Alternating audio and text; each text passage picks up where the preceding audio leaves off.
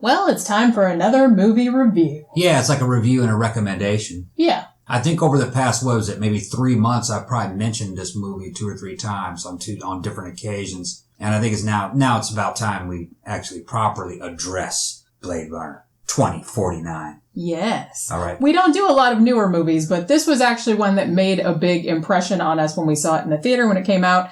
And we recently just bought it on Blu-ray. Yeah. And rewatched it the second time through. Yeah, and it holds up on multiple viewings. Yeah. And actually, the second time I watched it, I got a lot deeper, richer experience out of it because I noticed a lot of things that I hadn't noticed the first time and stuff like that. So you probably remember, I saw the original Blade Runner a long time ago. I saw it when it came out. Yeah. And I haven't really seen it for many, many years. Mm-hmm. It must be said, Blade Runner 2049, you don't really have to have seen the original to follow the story of this one. Yeah, but it helps. It helps. It helps build the passion for this movie. Right. You'd be familiar. But I'm just saying, if you're coming into it cold, if you've never seen the original Blade Runner, which I don't know why you wouldn't, because what's the matter with you? But if you haven't, you won't be lost. You will be able to follow the story of this movie. And for certain types of people, the ADD generation, Blade Runner 1 and 2 is probably going to seem kind of slow because the way movies are today is that they're pretty much empty spectacles. They're kind of like rides at Disneyland. You sit in the theater and you go on this big ride. You don't know what happened. And you're like, boy, that was fun. What was that all about at the end?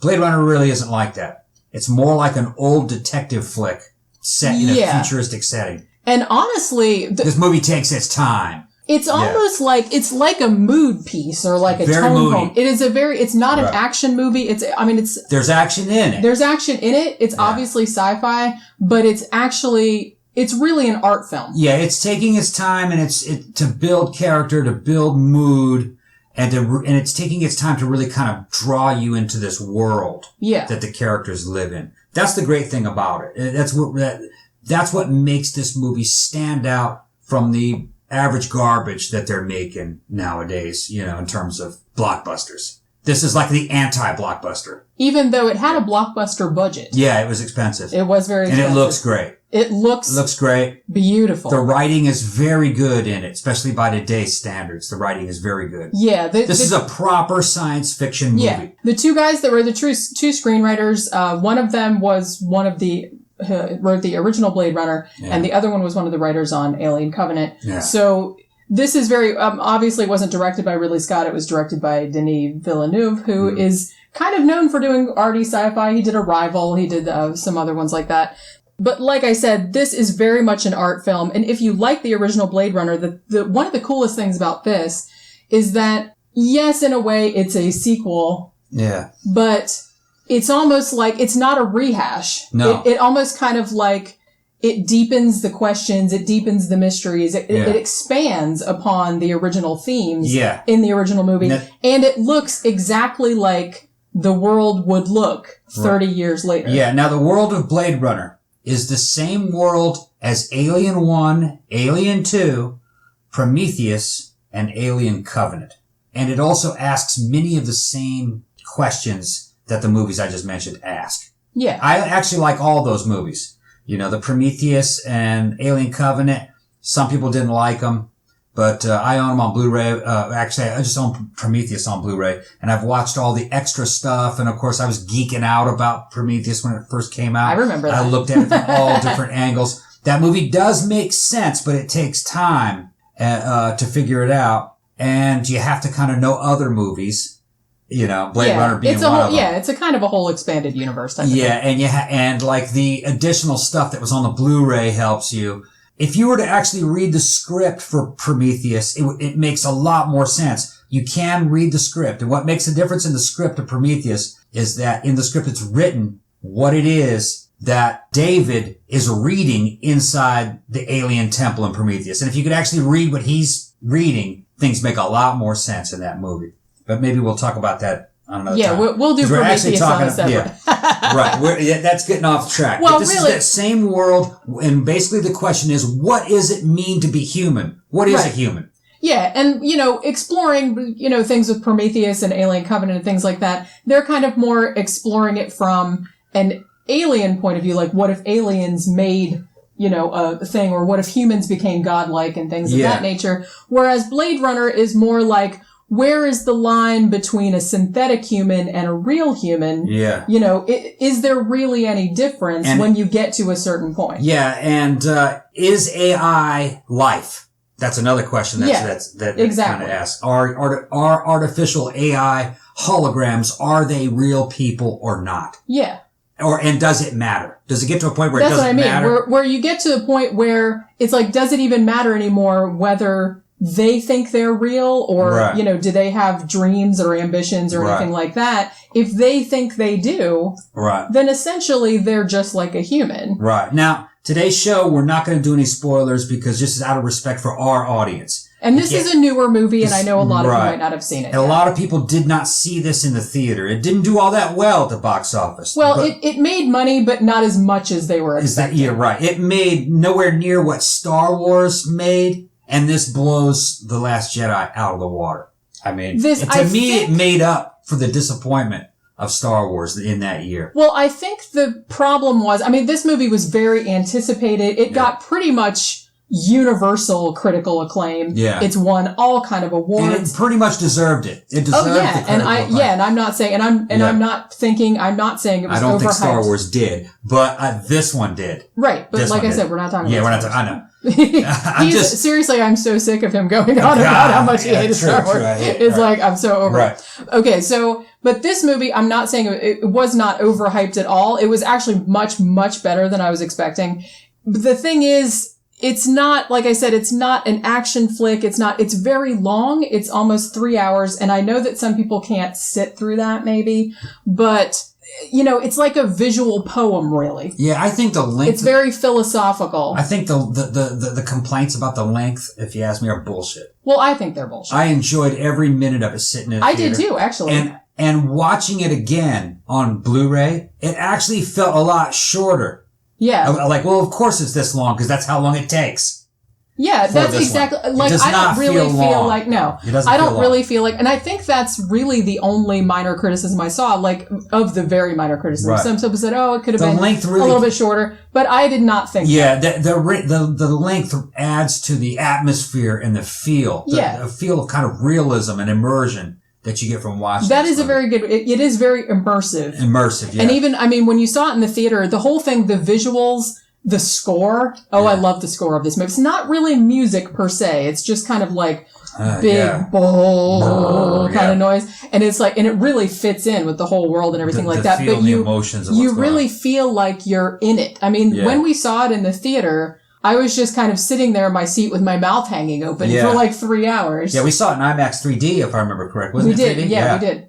And it was just when they showed that city for the first time, how big LA was. And it was mind blowing. It was like, brrr. Yeah. And it was like there's no way to describe it. It was just intimidating how big it was. And then when you see how these people are living, it kind of becomes clear why they're all trying to get off world. And all the stuff that was happening in Alien 1 and Alien 2, that corporations ran everything. That, the nation states didn't matter. The environment and the earth is pretty much used up. Everybody's trying to get out of there. Yeah. The future isn't on the earth. The future's on these other worlds. Because everything is pretty much polluted. It's just totally polluted. And just used up. Yeah. Just used up. There's just huge garbage dumps. The quality of life is bad. Yeah, it's like everyone's packed into these little overcrowded places. It's snowing in LA. Yeah, things of that nature. Right. So, they're everything trying to use solar power, but there really isn't a sun. Yeah, everything's gray. And stuff like that. It's interesting too because, like I said, we just bought it on Blu-ray and we watched it again probably 2 nights ago. Yeah. And the second time I watched it, and I got this impression when I saw it in the theater too, but the second time I watched it was a lot more clear, is how sad this movie is.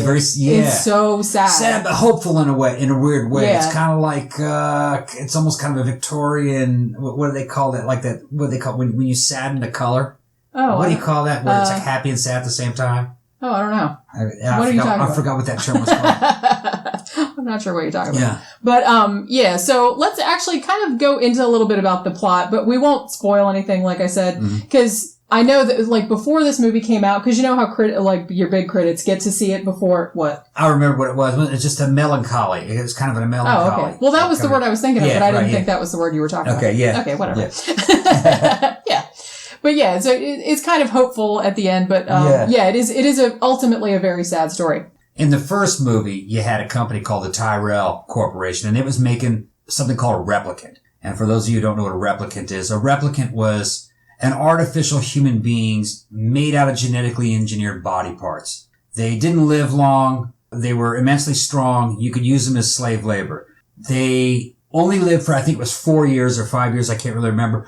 They had artificial memories. They had memory implants. Yeah. And that's what helped them. That's what helped a replicant, I guess, live. A lot of the replicants didn't know they were replicants was one of the things. I think some of them did know, but they kind of emotionally leaned on their artificial memories to get them through the day. And I think actually in Blade Runner 2049, the woman that makes the memories, she actually says something that the reason they give them these implanted realistic memories is because the more realistic memories they have, the more realistic their human responses are. Yes. Right. So that's why they do it. And I guess also that kind of adds to you can control them a little better if they have normal human responses. That's part of it. But and that was in the first movie. Yeah, obviously in the first Blade Runner, the replicants they went wrong. They went rogue and things like that. So hence they would send out these Blade Runners to stop them, which was like a cop or a detective, and he'd just find out who was an artificial human. And they'd terminate them. And they would retire them. Yeah, with that's air what they quotes. call. Now, evidently, the Nexus 6 generation from the first movie, they're now illegal. You know, you can't have them anymore. But Tyrell Corporation went bankrupt, and a new corporation kind of bought the rights to it. The Wallace Corporation bought Tyrell. And the new Wallace Corporations, their new replicants are a lot better. I don't remember which Nexus level. I think they were Nexus 8, I think. They were a lot safer, more realistic, and they were legal to have. They're supposed to be much more submissive. Right, yeah, they made them more obedient. So the main story is about a Nexus 8 replicant who is a Blade Runner who's going out and he's hunting the old Nexus models. His name is Kay, and he's played by Ryan Gosling. Yeah, and that's kind of that's where the story starts off. He's out retiring an old Nexus. I think it was a Nexus 7 or something. And named Sapper Morton. And while he was on that mission, he found some clues that lead him to a pretty surprising discovery that probably we shouldn't talk about in the scope of this recommendation for this movie. But it's, a miracle happened. Yeah. And the discovery he made is so monumental. That the government and the police are trying to stop. As his boss says, who's played by Robin Wright, she says, this breaks the world. Right. We can't have this. They can't let this out of the bag. Right. What they discovered. And we probably shouldn't talk about that. But anyway, he gets caught up in this big, complicated mission. And with him, he takes his girlfriend on this mission. And his girlfriend is actually a hologram. Her name is Joy. Named Joy, also made by the Wallace Corporation. Yeah. When you watch the movie, you're not really sure whether or not Joy is a real person or not. She's definitely a hologram, but you don't know if she's less real than Kay. And Kay's But see, that's kind of the coolest thing because they have this kind of parallel thing going on where you have replicants versus humans. And then you also have a replicant who has a companion who's a hologram. Right. And the other replicants kind of look down on you if you're a replicant and your girlfriend is a hologram. Yeah. They're like, oh, that's not a real girl. Even though she is very real. She's quite real. Yeah, it gets to the point where it doesn't matter, I guess. Yeah. You just have to watch the movie. Yeah. And at one point he gets her a thing where he can like take her with him and it's called an emulator. Was it an emulator? Emulator. Yeah. Because before she was kind of stuck in his apartment because of the hologram thing in the ceiling. Yeah, she had to be projected from the ceiling. From the ceiling. But then he bought this special thing with his bonus that allowed him to take her outside. She'd never been outside. That's a really cool part of the story. But like I said, I think that's kind of the heart of the movie because it's showing it's like, he's not a real person and she's not a real person. But they do seem to have genuine love for each other. Yeah, I guess they do. And so I think that's kind of the meta statement that the movie is making, is that when you've gotten to this point in artificial intelligence, it doesn't matter. That it doesn't matter. That they're not human or that they weren't born or anything like that. Right. It's like, they are still just as real as we are. They feel the same emotions and things of that nature. And I think that's kind of what it's getting at. So I like that they have that relationship at the heart of it as sort of a parallel of the human android type thing that they have going on as well. It's definitely a good movie. Yeah. It's a worthy successor to the original. This is a bona fide science fiction film, unlike some of the other dribble that's coming out recently. This is one that, I'd recommend buying on Blu-ray if you're a sci-fi fan. I mean, if you missed it in the theater, I feel sorry for you, because this is another one like Mad Max Fury Road, where you really had to see it in the theater to get the whole. I mean, it's still beautiful on Blu-ray, like on a big screen TV and stuff, but in the theater, it was like it was a mind-blowing experience. Yeah, it was. I can't believe it didn't do all that well. It should have done twice that. It should have, It just... I think it's going to be like Blade Runner and Mad Max 1, or Mad Max 2, Road Warrior. Over time, I'm sure the first Blade Runner was not successful in the theater either. No. It really didn't build up steam until later on when it became a classic. This, I think, it will follow the same route. It'll definitely be around for a long time. And I definitely, like I said, it's already won tons and tons of awards. It's just pretty much, I think it's 89-95%, something like that, of critical reviews are positive. I was reading an article about this movie in The New Yorker. This is going to blow your mind. Okay. I think. All right. Okay, you know the part where Kay is being given, like, every time he has to do his job and stuff, and he has to do that calibration test or whatever, the post-traumatic calibration test, and he's, like, saying all that stuff, like, interlinked, cells within cells, Okay, do you know where that's from? No. Okay, do you remember the part where him and Joy are in the apartment and she picks up the Nabokov book, Pale Fire? Yeah, remember I told you it's that book? from there. Okay. I told you that. It's out of there. It's a poem. Yeah. Yeah, so that does have some significance. When they showed that book twice, and I said, there's something about that book. Yeah. And that's where that whole within cells interlinked within cells, where that comes from. It comes from that book. Yeah, so I was like, whoa. If you guys haven't seen the movie, every time he retires a replicant, he's got to go back to the police station, and they put him in this little cell.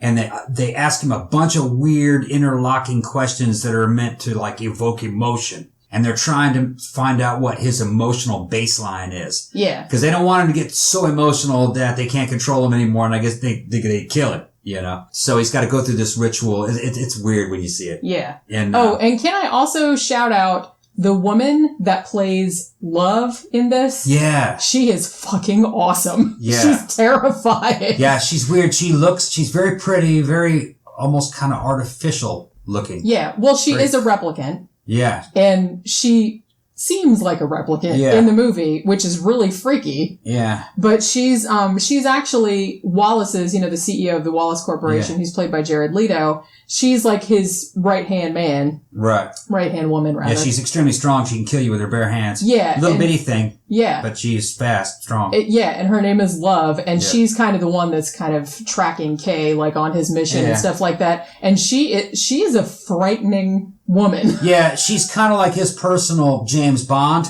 robot. That and kind of a soldier and a detective, all kind of wrapped into one, and then she'll kill a human being just without even thinking about it. Yeah. But yeah, she's quite icy. Yeah, she was really a standout for me in this. Yeah. Her and the actress that played Joy, the hologram. Yeah. Fantastic face, too. Great face. Yeah. And just the way she moves her clothes, she always looks very perfect. Yeah, like a fashion model in a way. Yeah, but just everything, her movements, her facial expressions, her voice, like everything about her, she seems very artificial, and it's an amazing, amazing job. Actually, really everybody was amazing in this. there's no bad acting in it. No, there's really not. Everybody is just perfect. And Harrison Ford did a pretty good job of bringing Deckard back. Yeah. I couldn't find any problems with it. I mean, I went back over the movie and tried to be critical of it to find problems. I'd have to really turn my asshole level up to like 11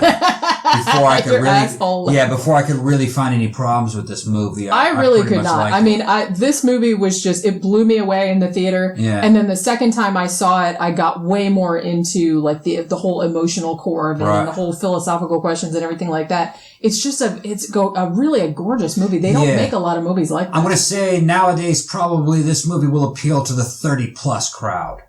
probably more than the younger Probably. crowd. And like I said, I mean, if you like the original Blade Runner, yeah, and you're young similar, and you'll love this one too. Yeah, it's a similar theme. Right. And really, like, it's totally a worthy successor. I was worried about it. When I first heard that they were making a sequel to the original Blade Runner, I was kind of like, I was kind of like that. I was like, oh, that's going to suck and stuff like that. But this way, way, way exceeded my expectations. Yeah, it's very much a film noir, kind of Humphrey Bogart kind of detective story. That's what the original was like. Yeah. And then this one is very much in that same vein. But like I said, it's not really a reboot. It's an expansion. No. Yeah. The world is bigger. The questions are bigger. So it takes it to its logical conclusion, which I really, really like. And I really like that they did that. And it looks just as good. It looks different. Of course, because of modern technology and CG, you can make a world appear a lot bigger than it did in the first Blade Runner. But still, it kind of carried on that same tradition. It looks good. Because one thing about the first Blade Runner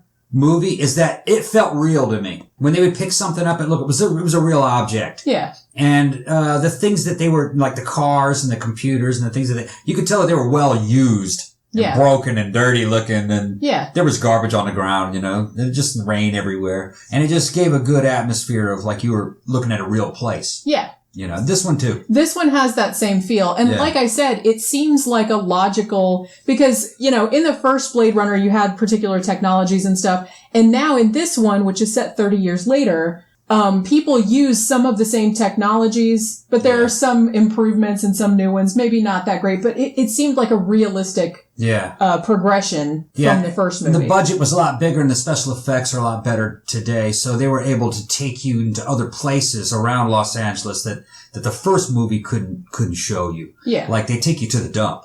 Yeah. And the dump's gigantic. It's got oil tankers in it. Yeah. Pretty neat. Also got to say, Lenny James has a very small part in this. If you're a fan of The Walking Dead, which we are, he plays Morgan on The Walking Dead. He has a very small role in this, also very good. Yeah. Like I said, everybody in this is good. Yeah. And it's just really, really good. And if you haven't seen it, like I said, if you're into intellectual type sci-fi. Yeah, then this is probably this is, and if you're a fan of the original Blade Runner, you haven't seen this yet, you really need to, I think it's for rent right now, probably on YouTube or maybe Amazon. You could probably rent it, download it. Yeah. You can probably. Although, like I said, you should have really seen it. I'm wagging my finger at you. For the money, I'd get the Blu-ray. That's what I did. Yeah, because it's really, really gorgeous. Yeah. And the Blu-ray wasn't cheap. I think I paid $30 for that Blu-ray, but worth it. Oh yeah. Going in the collection. And actually, now that we're talking about it, I kind of want to watch it again. Watch again. Yeah. It's getting the same thing as like Mad Max Fury Road, where it's just like, it seems like one of those movies that I'm going to be able to watch over and over and never get tired of. Yeah. I had the same thing with The Shining, because we bought The Shining on Blu-ray too just the other day, and we watched it, even though I've probably seen that movie 25 times. Yeah. And I was like, this is one of those movies that I never get sick of. I could watch it every day. So you're bagging on me about Star Wars, but I'll tell you what, for 2017, I was jacked for two movies. The Last Jedi and this Blade Runner movie. Blade Runner made up for my disappointment in Star Wars. Well, like now I'm really holding out for Solo. Yeah. The Solo movie. I kind of, after The Last Jedi, I'm like, man, it's going to suck.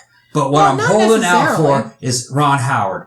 Maybe Ron Howard can save it. Well, because look how good Rogue One was pretty good. Rogue One was. Yeah, I really liked Rogue One, actually. So if it's the same kind of deal as that. Right. I'm going to go into it like it sucks. Well, that's kind of a good thing to do on any movie. Because I went into Blade Runner like, this shit's going to suck. Yeah, I remember him saying that to me right before the movie And I'm watching it, and I'm like, we're more than halfway through, and I go, this motherfucker's a masterpiece. She's like, this is awesome. I know. It's like, I was just like, the whole time I was just like looking up at the screen with my mouth hanging open. It's okay, Ron Howard, man. Do what you gotta do, Ron Howard. Come on, man. Don't let me down. Because Tom will be very upset if you man. If that happens, I'm through with Star Wars, man. No more Star Wars. Aw. He's so butthurt. Okay, so that'll do it for this review/recommendation. Go see Blade Runner 2049. It's really, really awesome. Yeah. And if you like the show and you would like to support it, remember to check us out on Patreon or check out our blog and blah, blah, blah. And share. Share with your friends. Yeah, share on all your social media. There you go. Share and share alike. It's fun for everyone. Break it's a win-win situation. And keep an eye out for our regular episodes, which come out every Tuesday, and our movie reviews, which usually come out every Friday. And that'll do it for this episode. See you next time. Bye.